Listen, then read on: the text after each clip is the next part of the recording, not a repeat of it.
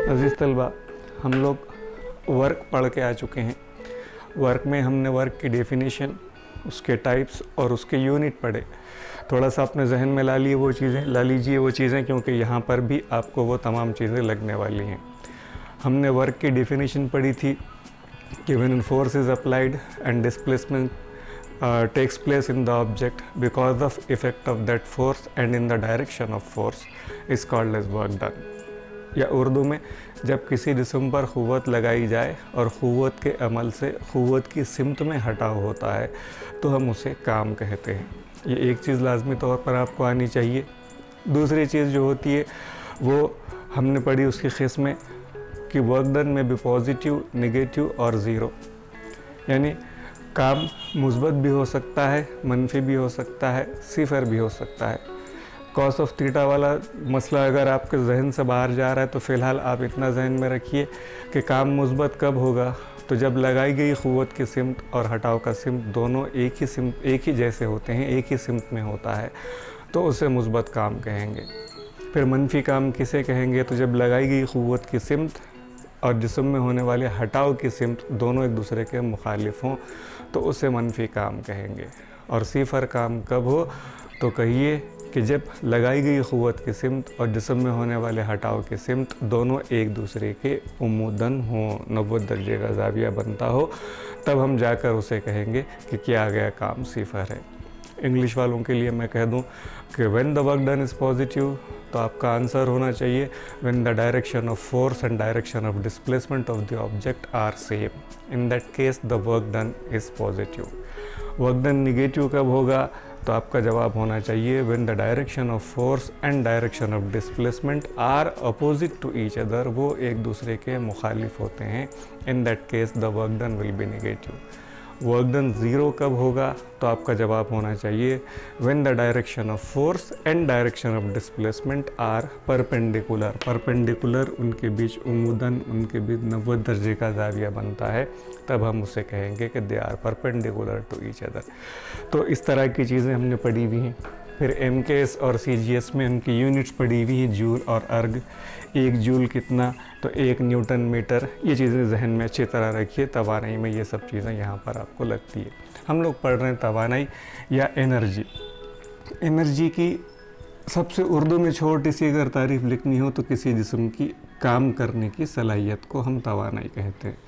तो मुझे पूछा जाए कि आसान ज़बान में तवानाई किसे कहेंगे, तो मैं बोलूँगा काम करने की सलाहियत। या इंग्लिश में अगर लिखना हो तो मैं लिखूँगा capacity to do work, capacity to do work. अब ये छोटी सी डेफिनेशन एनर्जी की है, मगर आपको इसको थोड़ा सा साइंटिफिक अंदाज में समझना है। याद रखिए, एनर्जी जब भी पढ़ रहे हैं हम, तब अगर वर्ड काम आता है या वर्क आता है तो इसका मतलब वही होगा जो आपने पिछले चैप्टर में पढ़ के आए हैं, that is W = F × S। अब डेफिनेशन समझिए, वो छोटी सी चीज़ है, एक बार समझ लीजिए, हमेशा के लिए जहन में रह जाएगी कि जिस्म में काम करने की सलाहियत है का मतलब होगा कि अगर उस पर फोर्स लगाया जाए और फिर फोर्स की वजह से उसमें डिस्प्लेसमेंट होता है, उस पर क़ुव्वत लगाई जाए और क़ुव्वत के साथ जो है तो उसमें हटाव वाक़ होता है, तब हम कहेंगे कि काम होता है। और अगर काम होता है तो काम करने की सलाहियत है, इस सलाहियत को हम तवानाई कहते हैं। समझ में आ रही बात आपके, कि जिस पर क़ुव्वत लगे और हटाव होता है उसे काम कहते हैं। जिसमें ये होता है, तब समझिए ये डस्टर है, मैं इसको यहाँ से उठाकर इधर रखता हूँ तो मतलब मैंने फोर्स लगाया, डिस्प्लेसमेंट हुआ, मतलब ये काम कर सकता है, काम कर सकता है, मतलब it has the energy, it has the capacity to do work. तो इस तरह सारे के सारी मिसालें 1000 1 लाख मिसालें आप ले सकते हैं कि काम करने की सलाहियत को हम उस जिस्म की तवानाई कहते हैं। चैप्टर के शुरू, ये बिट के शुरू में आपको कि भी एक पौधे को अंधेरे में रख दिया जाए, ले जाकर अ पॉट लिखा हुआ, पॉट मतलब पौधा, ये कुंडे जिसको बोलते हैं हम लोग घरों में लगाते हैं, तो वो अगर अंधेरे में रख दिए जाएँ तो पौधे सूख जाते हैं, क्यों होता है लिखा हुआ है। या फिर उसके बाद दूसरी जो एग्जांपल आपको दी हुई है कि on increasing volume of music system, कि जब अगर टीवी का या टेप रिकॉर्डर का या किसी स्पीकर का आवाज़ बढ़ा दिया जाए तो चीज़ें हिलने लगती है। इस तरह के कुछ सवालात आपको शुरू में व्हाई डज इट हैपन, या ऐसे क्यों होता है के तहत। तो अब आपको समझना चाहिए कि कोई ना कोई चीज़ है, उन पर एनर्जी लगा रही है। पौधों में अगर एनर्जी की बात करें हम, तो उनको ज़िंदा रहने के लिए एनर्जी की ज़रूरत होगी। डिटेल में साइंस 2 में हम डील करने वाले हैं उसे। फिर स्पीकर के ऊपर रखी हुई चीज़ें हिलना शुरू होती हैं, तो उसका रीज़न है कि साउंड वेव्स जो होती हैं वो उसको वाइब्रेट करती हैं, उस पर फोर्स लगाती हैं, फोर्स लगाने की वजह से वो चीज़ें हिलने लगती हैं, तो स्क्रीन हिलने लगता है। ये सारे के सारे मसाइल तवानाई से जुड़े होते हैं। अब चलिए, आपको इसकी बहुत सारी किस्म की तवानाइयाँ आप अपने आसपास की दुनिया में इस्तेमाल करते हैं। हरारत तवानाई है, आवाज़ तवानाई है, रोशनी तवानाई है।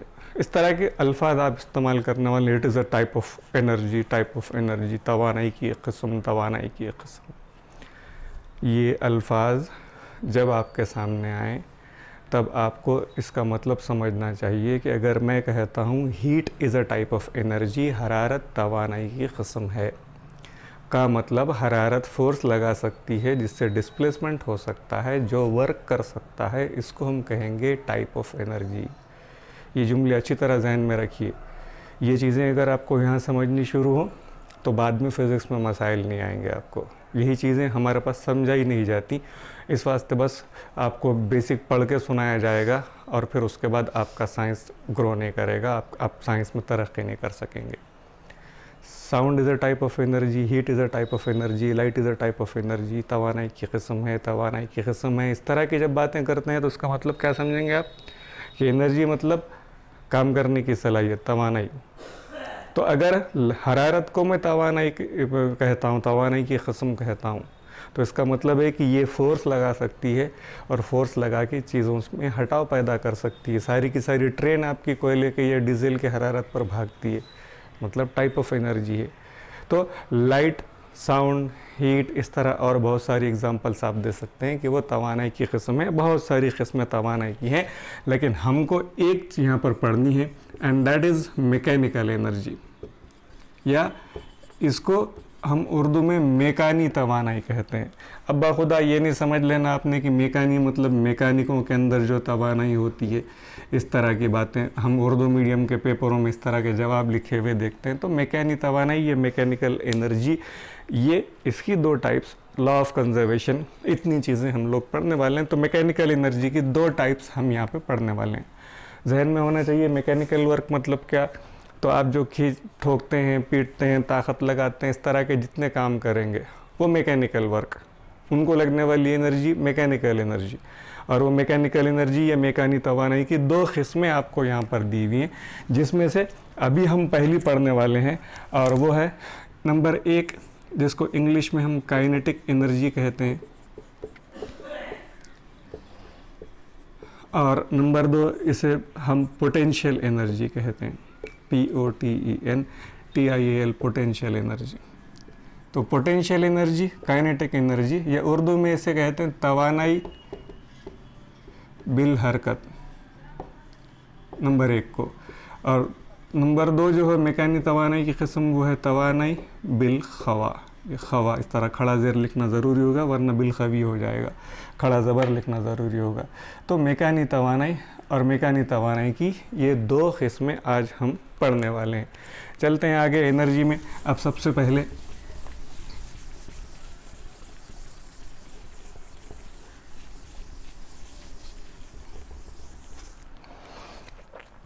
हम लोग पढ़ रहे हैं काइनेटिक एनर्जी। डेफिनेशन अगर सिर्फ इसकी दे दी जाए तो काम आसान होता है। उर्दू में भी लिख रहा हूँ मैं इधर यहाँ पर, और वो है तवानाई बिल हरकत। तो सिर्फ तारीफ़ दे दी जाए और इसका ज़ाब्ता लिखा दिया जाए तो जो बिल्कुल बिलो एवरेज बच्चे हैं उनका काम ख़त्म हो जाएगा यहाँ पर। मगर अब 9th में आप लोग सिलेबस का लेवल बढ़ता है तो उसके डेरिवेशन भी आपको यहाँ पर दी हुई है। पहले तवानाई बिल हरकत का मेरा एक्सप्लेनेशन जहन में रखिए। तवानाई बिल हरकत, हरकत की वजह से पैदा होने वाली तवानाई। तवानाई बिल हरकत का मतलब हरकत की वजह से तवानाई। हरकत की वजह से पैदा होने वाली तवानाई कौन सी होगी? अब समझिए कि एक बड़ा रोलर है और रोलर को आपने धकेलना शुरू किया, फिर उसको आप अचानक रोकना चाहते हैं तो भी वो रुकेगा नहीं, वो थोड़ा सा आगे जाके रुकेगा। या ये बड़ी एग्जांपल होगी, छोड़ दीजिए। आप साइकिल चला रहे हैं, पैडल मार रहे हैं, पैडल मारना आपने बंद कर दिया तो आपकी साइकिल नहीं रुकती। क्यों? तो आप जवाब देंगे सर वो पहले से चालू है, पहले से चल रही थी इसलिए नहीं रुकती। अगर पहले आहिस्ता चल रही तो थोड़ा सा दूर जाके रुक जाएगी। पहले अगर ज़्यादा तेज़ रफ्तारी से चलती तो ज़्यादा दूर जाके रुक जाएगी। फिर आपके पैडल ना मारने के बाद साइकिल को चला रहा कौन है? तो आप जवाब देंगे उसकी हरकत। तो ये आप जब तवानाई नहीं, ताकत नहीं लगाते हैं, क़ुव्वत नहीं लगाते हैं, उसके बाद भी जो काम होता है वो है तवानाई बिल हरकत। रास्ते पर गाड़ी जा रही, अचानक ड्राइवर ने ब्रेक मार दिया, सामने कोई आ गया, तो ब्रेक मारने पर गाड़ी वहीं पर नहीं रुकती, थोड़ा सा आगे घसती हुई जाएगी। ब्रेक तो आप गाड़ी को रोकने के लिए मार रहे हैं, फिर वो आगे कौन धकेल रहा है उसको, जितना जो रगड़ती हुई जाएगी, तो वो उसकी तवानाई बिल हरकत। तो ये तवानाई बिल हरकत किसी जिस्म में उसकी हरकत की वजह से पैदा होने वाली तवानाई, किसी जिस्म में उसके हरकत की वजह से पैदा होने वाली तवानाई को हम तवानाई बिल हरकत कहते हैं। या इंग्लिश में this is the energy produced by the motion of the object. उसकी हरकत, काइनेटिक का मतलब वही होगा, the motion of the object. ये जो रहेगा that is called as kinetic energy. जिन लोगों को आगे का नहीं समझने वाला है, समझिए मुश्किल जाएगा, उनके लिए यहाँ उसका ज़ाब्ता लिख देता हूँ। उसका ज़ाब्ता है kinetic energy is equals to 1/2 mv²। आप जानते हैं उर्दू मीडियम के बहुत वीक स्टूडेंट जो होंगे समझिए, तो उनको डेरिवेशन से मतलब नहीं, लेकिन आपको ये चीज़ें सीखनी चाहिए। ज़ाब्ता जहन में रखिए, काइनेटिक एनर्जी के मसावी 1/2 mv की दूसरी, और इसके लिए यूनिट्स वही हैं जूल और अर्ग जो हमने वर्क में इस्तेमाल किए थे, इसलिए मैं यूनिट की बात करके यहाँ पर इसको लंबा नहीं करना चाहता। चलिए अब यहाँ पर आपको कि ये आता कैसे है का डेरिवेशन दिया हुआ है, मतलब ये ज़ाब्ता जो 1/2 mv की दूसरी है वो mv की दूसरी कैसे आता है, राइट। जिसको ये समझ गया समझिए उसको ज़िंदगी भर, अब यहाँ से जो पढ़ा रहा हूँ मैं जो अच्छी तरह समझ में आ गया, उसको ज़िंदगी भर फिज़िक्स में आगे की तरफ कोई मसले उसको नहीं आने चाहिए। अब आपको यहाँ पे डेरिवेशन में लिखा हुआ है कि कोई ऐसा एक जिस्म है जिसका मास m है, मतलब ये उसकी कमियत है m। फॉर एग्ज़ाम्पल समझिए आपने कोई मूविंग ऑब्जेक्ट ले लिया, कोई हरकत करता हुई गेंद ले ली, कुछ भी ले लिया आपने, तो उसकी कमियत m है। इसकी इब्तदाई रफ्तार या इनिशियल वेलोसिटी जो होगी, समझिए उसको u कहते हैं हम लोग, इनिशियल वेलोसिटी u ध्यान में रखिए। पहले हुआ है हमारा, लेकिन यहाँ पर रिवीजन हो इसलिए। उसके बाद तब्दील शुदा रफ्तार या फाइनल वेलोसिटी जिसको हम कहते हैं, तो वो उसकी हम रिप्रेजेंट करते हैं v से, और t आपको मालूम है ये इसके अंदर लगने वाला वक्त है।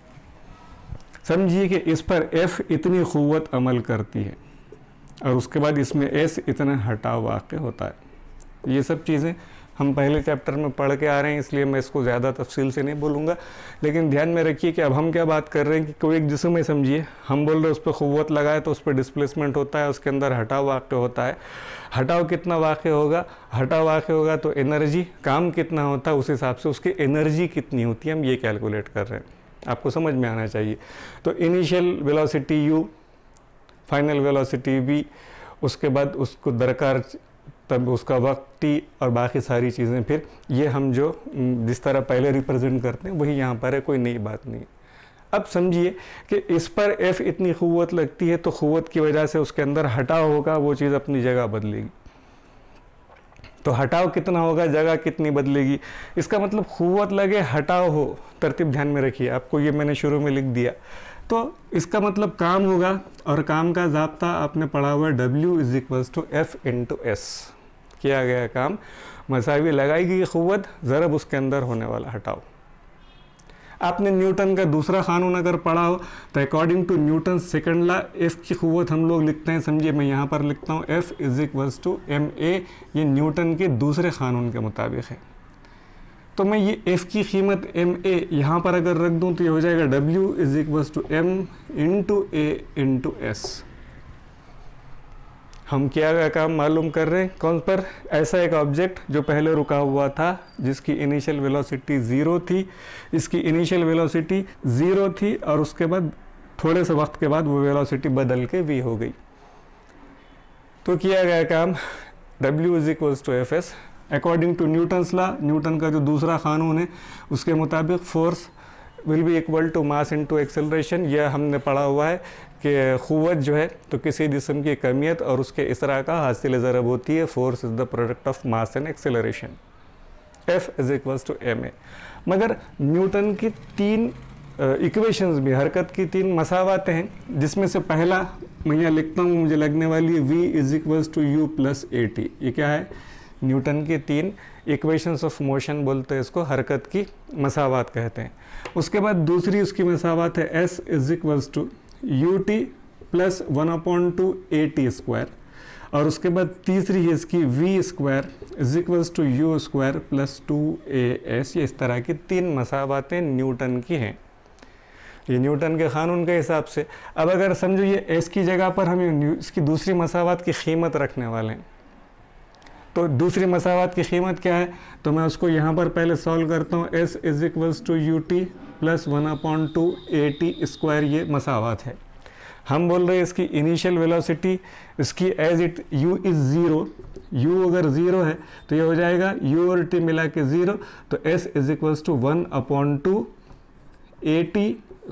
तो s की कीमत आएगी ये s, जिसम पहले रुका हुआ है तो हटाव नहीं होगा ना, ये हटाव है, रुका हुआ है तो हटाव कहाँ से होगा, तो इनिशियल ये आ जाएगा इसका s = 1/2 at²। ये कीमत अगर हम यहाँ पे रखें तो इक्वेशन हो जाएगी m, a की जगह पे 1/2 at², और ये पहले वाला a, इसको हम इस तरह से करें तो ये a एज इट इज़ आ गया, s आ गया, ये m आ गया। अब मसावात हमारे पास जो बन गई वो इस तरह की मसावात है। ये a और a को डबल कर देंगे तो मसावी होगा m ज़रब 1/2 a की दूसरी t की दूसरी, तो मैं इसको यहाँ लिख देता हूँ at की दूसरी, m मसावी 1/2 at की दूसरी। अब आपके पास at की दूसरी यानी क्या है, तो अगर उसकी फाइनल वेलोसिटी मतलब तब्दील शुदा वेलोसिटी अगर इसकी v है तो फिर ये u है उसकी इनिशियल वेलोसिटी, तो ये हो जाएगा न्यूटन की पहले क़ानून के मुताबिक v = 0 + at will be equal to at। तो at मतलब हो जाएगा v, तो मैं इसको लिख सकता हूँ m ज़रब 1/2 ज़रब v की दूसरी, इसको हम अरेंज करते हैं 1/2 mv की दूसरी, और ये हो जाएगा काइनेटिक एनर्जी का ज़ाब्ता, डेरिवेशन ऑफ इक्वेशन बोलते हैं इसको हम लोग। जिनका मैथ्स अच्छा है वो लोग इसको आसानी से समझ लेंगे। मैंने शुरू कहाँ से किया था कि वर्क का ज़ाब्ता लिखा, फिर F का ज़ाब्ता न्यूटन के क़ानून के हिसाब से लिखा, फिर S न्यूटन की दूसरी मसावत के हिसाब से लिखा, उनकी कीमतें रखी, और हमारे पास ज़ाब्ता आया काइनेटिक एनर्जी का कि 1/2 mv की दूसरी।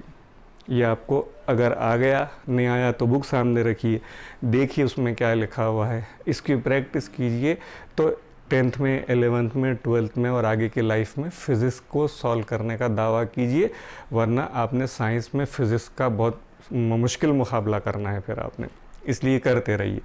तो तवाने बिल हरकत में ये होगा ज़ाब्ता। यूनिट्स की बात होगी तो वही यूनिट्स जो काम के हैं, जूल और अर्ग, न्यूटन, मीटर, वही सारी चीज़ें यहाँ पर भी है। चलते हैं आगे, उसके बाद दूसरी किस्म की तरफ मैकेनिकल एनर्जी की, और वो है तवाने बिल खवा, या जिसको हम पोटेंशियल एनर्जी कहते हैं। तो तवाने बिल खवा, या इंग्लिश में मैं इसको लिखता हूँ दूसरे टाइप में potential energy. Potential energy, mechanical energy की दूसरी टाइप, या इसको उर्दू में लिखना तो हम लिखेंगे तवानाई बिलखवा। अब देखिए कि भी आसान चीज़ है। पहले हमने तवाने बेहरकत में पढ़ा कि भाई गाड़ी को ब्रेक मारने के बाद रगड़ती हुई जा रही, वो एनर्जी कहाँ से आ रही, उसकी हरकत की वजह से, वो उसकी तवाने बिलखवा। चीज़ों में हरकत की वजह से तवाने पैदा होगी।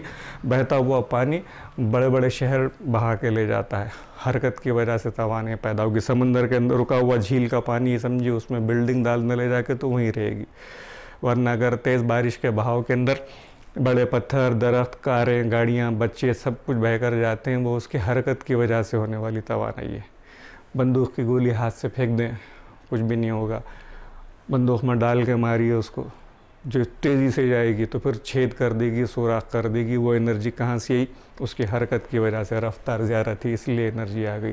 चीज़ों में हरकत की वजह से तवानाई पैदा होती है, वो तवानाई बिल हरकत है। और उसकी मिसालें आपको अगर लिखनी पड़ी तो इस तरह की आप अपनी मिसालें पैदा करके लिखिए।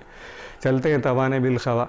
ये किसी जिस्म की मखसूस शक्ल या हालत की वजह से अगर उसमें कोई तवानाई पैदा होती है, किसी जिस्म की शक्ल या हालत। ये टेबल समझिए मेरे हाथ पे रखा, दस्तर मेरे हाथ पे रखा हुआ है, तो ये ना ऊपर जाएगा ना नीचे जाएगा। अगर समझो मैंने उसको ऊपर फेंक दिया तो ऐसा होगा कि ये सीधे ऊपर ही जाएगा, कभी नीचे नहीं आएगा। नहीं, थोड़ा ऊपर जाके नीचे आ जाएगा। अच्छा, ऐसा हुआ कि मैंने ऊपर फेंका था, ये बोला ठीक है सर ने ऊपर फेंके, अभी ऊपर जाकर रुक जाओ, नीचे नहीं आता मैं। ऐसे होगा क्या? नहीं। आपको ऊपर जाके नीचे फेंकना पड़ेगा क्या? नहीं। इसका मतलब अगर इसको मैं ऊंचाई पर रखूं तो ऊंचाई पर ले जाने के लिए मुझे क़ुव्वत लगानी पड़ेगी, मगर नीचे लाने के लिए खुद ब खुद आएगा। ये खुद ब खुद आने वाली चीज़ जादू थोड़ी है। खुद ब खुद आना, इसके अंदर ये तवानाई इसकी हालत की वजह से पैदा हुई थी। ये तवानाई बिल खवाए, this is the potential energy. The energy by position, किसी चीज़ की हालत या उसकी शक्ल या बनावट, जिसको हम कहते हैं कॉन्फ़िगरेशन। दोनों मिसालों की बात करेंगे हम लोग। तो अगर चीज़ों में उनकी हालत की वजह से एनर्जी आती है, समझो बहता हुआ पानी है, ऊंचाई पर आप उसको रोक कर डैम बना दें तो पानी वहाँ पर रुक जाएगा, मगर आपने ऊंचाई पर रोका है। नीचे छोड़ें तो तेज़ी से नीचे आएगा, फिर वहाँ बिजली पैदा कीजिए, उससे किसी गाँव को बहाइए, कुछ भी कीजिए आप, उनकी हालत की वजह से। घरों में पानी की टंकी ऊपर छत पे लगाई जाती है, नीचे पानी आता है। वो टंकी नीचे लगा दें आप तो नहीं, वो उसके हालत की वजह से, उसमें तवानाई ऊपर रखने की वजह से पैदा होती है कि उस पानी को नीचे की तरफ खुद ब खुद ढकेलती है। पानी को आपको जाके नीचे नहीं धकेलना पड़ेगा। पैदा होने वाली तवानाई तो हालत की वजह से, मतलब बुलंदी पर रखी हुई चीज़ें, पानी की एग्जाम्पल होगी। कॉन्फ़िगरेशन या शक्ल, वो अगर समझिए कि एक लोहे का तार है, आपके हाथ में इतना लंबा मैं तार दे दूं, बोलो बेटा इसको खींचो, आप खींचेंगे कुछ भी नहीं होगा। अगर उसी तार की शक्ल, उसका कॉन्फ़िगरेशन बदल जाए, मतलब अगर आपने उसका स्प्रिंग बना दिया फिर उसको बोले खींचो, तो आप खींचेंगे। स्प्रिंग को वापस अपनी असली हालत में आने के लिए एनर्जी नहीं लगाना पड़ती। क्यों? तार तो वही था जो पहले खींचने पर कुछ भी नहीं हो रहा था, लेकिन आपने उसको स्प्रिंग बना दिया। स्प्रिंग बना दिया मतलब आपने उसकी शक्ल या उसका कॉन्फ़िगरेशन बदल दिया, और कॉन्फ़िगरेशन बदलने की वजह से उसमें इतनी एनर्जी पैदा होती है कि वो खुद ब खुद अपनी पहली वाली स्प्रिंग वाली हालत में आ जाता है। चीज़ों में उनकी हालत की वजह से या उनकी शक्ल की वजह से अगर एनर्जी बनती है, that energy will be called as potential energy. The energy of the objects which is gained by their position or configuration is called as potential energy, और इसका फार्मूला है PE is equals to mgh। ये कहाँ से आया? तो ये भी वर्क डन है। यहाँ पर हम फोर्स कितना लगा रहे हैं, तो मास इंटू ग्रेविटी mg, और उसके अंदर हटाव कितना हो रहा है, नीचे कितना आ रहा है, तो हाइट, मतलब फोर्स का जो ज़ाब्ता आपका है W is equals to F into S, force कितना लगा रहे हैं तो mg, और डिस्प्लेसमेंट s यानी उसी को हटाओ में तो mgh, तो पोटेंशियल एनर्जी का फॉर्मूला होगा mgh। काइनेटिक एनर्जी का फॉर्मूला, तवाने बिल हरकत का फॉर्मूला होगा ke is equals to m/1/2 mv², 1/2 mv की दूसरी। दो किस्म है। अब इसके बाद जो बुक में आपको दी है वो है दो चीज़ें, law of conservation of energy, मतलब बक़ाए तवानाई का क़ानून, और उसके बाद transformation of energy into from one form to another. 2 चीज़ें ये इसके बाद के पार्ट में हम लोग करते हैं। तब तक के लिए आप इन चीज़ों को रिमाइंड कीजिए, रिवाइंड कीजिए, अपनी बुक देखिए उसमें क्या लिखा है, मैंने कौन सी एग्जांपल दी है, अपनी डेफिनेशन, फार्मूला, यूनिट और एग्जांपल, इतनी चीज़ें व्हाट्सएप पर अगर आई तो समझूंगा मेहनत उसूल हो रही है। अपना ख्याल रखें, तैयारी कीजिए, बहुत जल्द स्कूल शुरू होने वाले हैं। अल्लाह हाफ़िज़।